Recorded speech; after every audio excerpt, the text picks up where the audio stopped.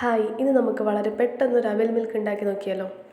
അതിനായിട്ട് ഞാൻ നന്നായിട്ട് കട്ടയാക്കി വെച്ചിരിക്കുന്ന പാല് മിക്സിയുടെ ജാറിലേക്ക് ഇടുന്നുണ്ട്.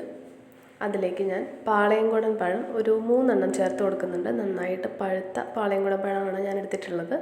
അതിലേക്ക് നമുക്ക് ആവശ്യത്തിന് പഞ്ചസാര ചേർത്ത് കൊടുക്കാം. ഞാനൊരു 4 സ്പൂൺ പഞ്ചസാര ചേർത്തിട്ടുണ്ട്. നമ്മുടെ ആ മധുരത്തിന് ആവശ്യമായിട്ട് ചേർത്ത് കൊടുക്കാം. അതിലേക്ക് ഞാൻ കുറച്ച് ബൂസ്റ്റ് കൂടി ചേർത്ത് കൊടുക്കുന്നുണ്ട്. ബൂസ്റ്റ് ചേർക്കാൻ താല്പര്യമില്ലാത്തവർക്ക് ഹോർലിക്സ് ആണെങ്കിലും കുഴപ്പമില്ല. ഇത്രയും ചേർത്തിട്ട് നമുക്ക് നന്നായിട്ടൊന്ന് അരച്ചെടുക്കാം. ഇപ്പം നന്നായിട്ട് അരച്ചെടുത്തിട്ടുണ്ട് ഞാൻ. നമുക്കിതൊന്ന് മാറ്റി വയ്ക്കാം.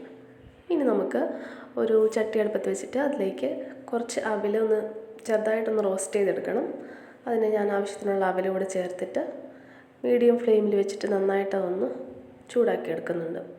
അത്യാവശ്യം അവിലൊന്ന് നമ്മളിങ്ങനെ കയ്യിൽ വെച്ച് നോക്കുമ്പോൾ പൊടിഞ്ഞു പോകുന്ന രീതി ആകുമ്പോഴത്തേക്കും ഫ്ലെയിം ഓഫ് ചെയ്യാം. അതിനുശേഷം അതിൻ്റെ ചൂടൊന്ന് ആറി വരണം.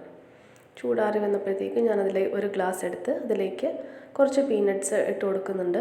നമ്മൾ വറുത്ത് തൊലിയെല്ലാം കളഞ്ഞു വെച്ചിരിക്കുന്ന പീനട്ട്സാണ് ഇട്ട് കൊടുക്കുന്നത്. അതിലേക്ക് ഇനി നമ്മൾ വറുത്ത് വെച്ചിരിക്കുന്ന അവൽ കുറച്ച് ചേർത്ത് കൊടുക്കാം.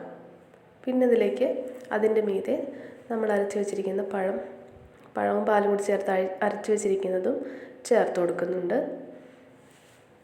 പകുതി ആകുമ്പോഴത്തേക്കും നമുക്കതിലേക്ക് വറുത്ത് വെച്ചിരിക്കുന്ന അവലും പീനട്ട്സും വീണ്ടും ചേർത്ത് കൊടുക്കാം.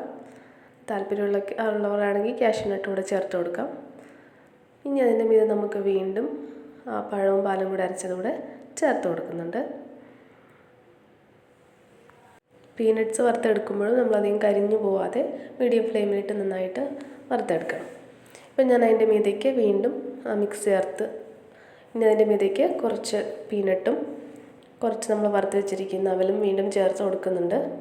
പിന്നെ അതിൻ്റെ മീതെ നമുക്ക് ഹോർലിക്സോ ബൂസ്റ്റോ എന്താണെന്ന് വെച്ചാൽ ഓരോരുത്തരുടെ ഇഷ്ടം അനുസരിച്ച് അതുകൂടെ നമുക്കൊന്ന് കുറച്ചൊന്ന് തൂക്കിക്കൊടുക്കാം. അപ്പോൾ നമ്മൾ പെട്ടെന്ന് വളരെ എളുപ്പത്തിൽ വളരെ ടേസ്റ്റി ആയിട്ടുള്ള അവിൽ മിൽക്ക് റെഡിയാക്കിയിട്ടുണ്ട്. എല്ലാവർക്കും ഇഷ്ടപ്പെടും.